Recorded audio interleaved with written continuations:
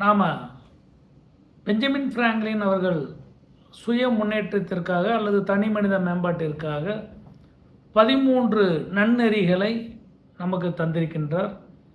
அந்த நன்னெறிகளில் ஒவ்வொன்றாக நாம் இதற்கு முந்தைய வீடியோக்கள் மூலமாக நாம் பார்த்து வந்து கொண்டிருக்கின்றோம். அதில் 7வதாக சின்சியாரிட்டி, நேர்மை. இது ரொம்ப முக்கியம்.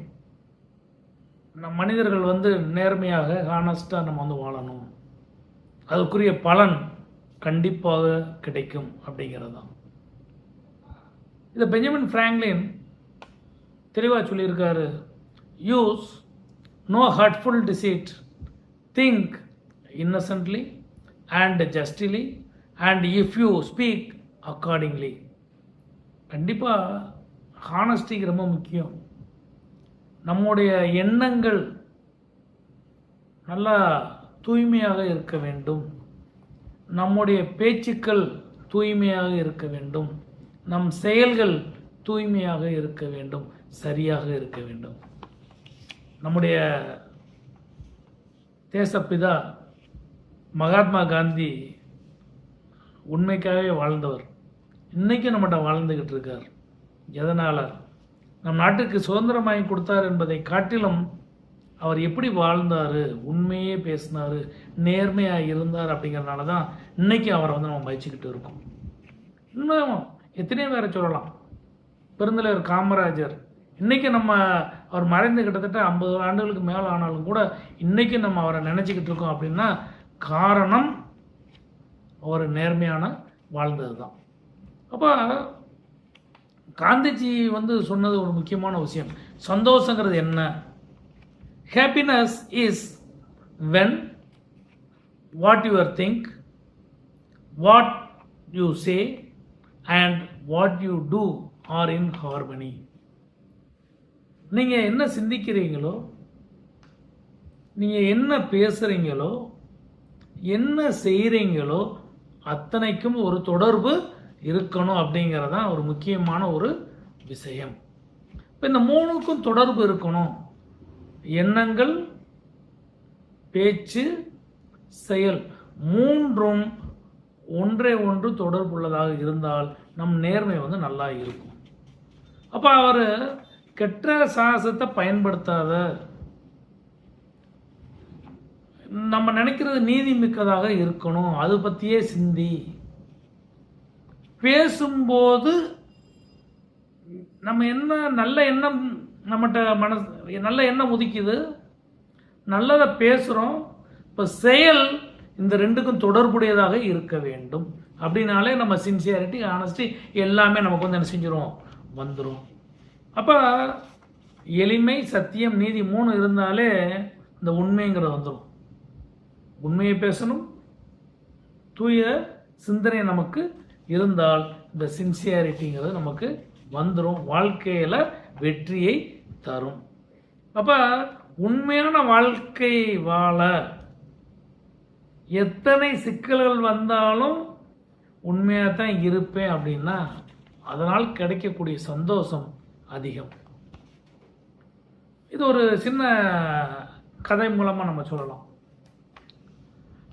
ராஜேஷ் அப்படின்னு சொல்லி ஒரு பையங்க இருந்தான் ஒரு கிராமத்தில்.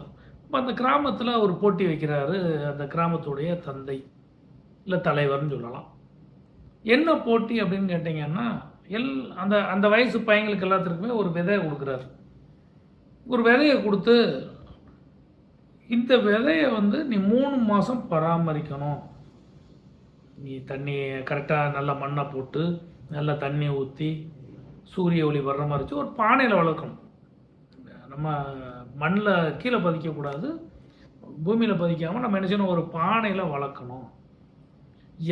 3 மாதம் கழித்து இங்கே ஒரு கூட்டம் நடைபெறும், இல்லை ஒரு திருவிழா நடக்குது. அந்த திருவிழாவில் அன்னைக்கு அந்த பானையில் இருக்கக்கூடிய செடி எவ்வளோ பெருசாக வளர்ந்துருக்கு, எவ்வளோ வளமையாக வளர்ந்துருக்குன்னா நீங்கள் எவ்வளவு கேர் எடுத்து வளர்க்குறீங்களோ அதுக்கு ஏற்ற மாதிரி அந்த வளர்ச்சி இருக்கும். யாருடைய செடி நல்லா இருக்கோ, செழிப்பாக இருக்கோ, நல்லா வளர்ந்துருக்கோ, அதிக உயரமாக இருக்கின்றதோ அந்த பையனுக்கு வந்து நம்ம என்ன செய்வோம், ஒரு மிகப்பெரிய பரிசு இருக்குது அப்படின்னு சொல்லி அனௌன்ஸ் பண்ணிட்டார். அப்போ எல்லாத்துக்கும் விதை கொடுத்தாச்சு, ஒரே விதையை எல்லாத்துக்கும் கொடுத்தாச்சு, ஒரே வெரைட்டியை. அப்போ அந்த ராஜேஷ் வந்து ஒரு சின்சியரான ஒரு பையன், கடமை உணர்ச்சி உள்ள ஒரு பையன். அவன் அந்த விதையை வீட்டுக்கு எடுத்துகிட்டு போகிறேன், பானையில் வைக்கிறேன், டெய்லி வெயிலில் வச்சு சில நேரம் இரவு வெளியே உள்ள ஒதுக்கி வைக்கிறது, தண்ணியை கரெக்டாக ஊற்றுறது, டெய்லி அதை நல்லா கேர் எடுத்து பார்த்துக்கிட்டே இருக்கான். அவனுடைய கெட்ட நேரம் அதில் வந்து கொஞ்சம் கூட முளைக்கவே இல்லை. அதில் இன்னொரு கண்டிஷன் என்னன்னு கேட்டிங்கன்னா, நீ வாட்டில் வேறு விதையை வச்சு வளர்க்கக்கூடாது, அவர் கொடுத்த விதையத்தையும் வளர்த்துட்டு வரணும். அதுக்காக உடனே இது செத்து போச்சு நான் இன்னொரு விதையை வைக்கணும் அப்படிலாம் வைக்கக்கூடாது. கண்டிஷன் என்ன அப்படின்னா, அவர் கொடுத்த விதையத்தையும் வச்சுருக்கணும். இப்போ இவன் எவ்வளோ போராடி பார்த்துட்டேன், ஒன்றும் இது இல்லை. 3 மாதத்தில் ஒரு இலை கூட விடலை. அப்போ கரெக்டாக அந்த திருவிழா நாள் வந்துருச்சு. எல்லோரும் அந்த காமனான இடத்துக்கு அந்த பானையை தூக்கிட்டு வர்றாங்க, எல்லா பையனும் தூக்கிட்டு வர்றாங்க. பார்த்தீங்கன்னா உயரமாக இருக்குது, நல்லா பசுமையாக வளர்ந்துருக்கு ஒவ்வொரு பையன்ட்டையும். இவனுக்கு ரொம்ப அசிங்கமாக இருக்குது, அந்த நம்ம தூக்கிட்டு போகணுமா, வெறும் பானையை தூக்கிட்டு போகணுமா அப்படின்னு. இருந்தாலும் மனசு வந்து கேட்கல. இல்லை, தலைவர் சொல்லியிருக்கார், எல்லாரும் நீ வளர்த்த கொண்டு வரணுன்னு இருக்கார். நம்ம வளரலைங்கிறக்காக நம்ம கொண்டு போகாமல் இருக்கக்கூடாதுங்கிறக்கா இவன் வெறுமானையை தூக்கிட்டு அங்கே போகிறேன். இந்த வெறுமானையை தூக்கிட்டு போகிறேன் அப்படின்னா அதில் ஒன்றுமே இல்லை. எனக்கே ரொம்ப தலை உணிவோடு நிற்கிறேன். அப்போ எல்லோரும் பார்க்குறாங்க. தலைவர் வந்து ராஜேஷை கூப்பிட்றாரு, என்னப்பா வெறுமானையோடு வந்திருக்கேன், ஒன்றும் இல்லையே அப்படின்னு. அவனுக்கு என்ன சொல்கிறேன்னு தெரியல. ஆனால் உனக்கு தான்ப்பா முதல் பரிசு, உனக்கு 25,000 ரூபா பரிசு அப்படிங்கிறாரு. ஏன்னா 25,000 ரூபா பரிசா, ஒன்றுமே இல்லாதுக்கா அப்படின்னா. உண்மையிலே அவர் என்ன செஞ்சுருக்காருன்னு கேட்டிங்கன்னா, தலைவர் வந்து விதையை ஃபுல்லாக அவிச்சிட்டார், அவிச்ச விதையாக கொடுத்துட்டார் எல்லாத்துக்கும். அப்போ என்ன ஆகும், விதை கண்டிப்பாக முளைக்கவே செய்யாது. அப்போ யார் நேர்மையாக இருக்கான்னு பார்க்குறக்கா அந்த டெஸ்ட்டு. இவன் ராஜேஷ் வந்து ஒரு நேர்மையானவன். அப்போ கரெக்டாக ஒன்றும் வளரல, அப்படியே அந்த விரும்பானை தூக்கிட்டு போயிட்டான். மீதி எல்லா பயிலும் என்ன பண்ணியிருக்காங்க, அவன் புதுசாக விதைய வச்சு வளர்த்து கொண்டு வந்துட்டான். அப்போ அவங்க நேர்மை இல்லாதவங்க, ராஜேஷ் ஒருத்தன் தான் நேர்மையானவன், அவனுக்கு தான் இந்த ரொக்க பரிசு அப்படின்னா. அப்போ கஷ்டங்கள் வந்தாலும் நேர்மையே வெற்றி வரும் அப்படிங்கிறது இதன் மூலமாக தெரியலாம். அதனால் எப்பையும் நேர்மையாக இருங்கள். நன்றி.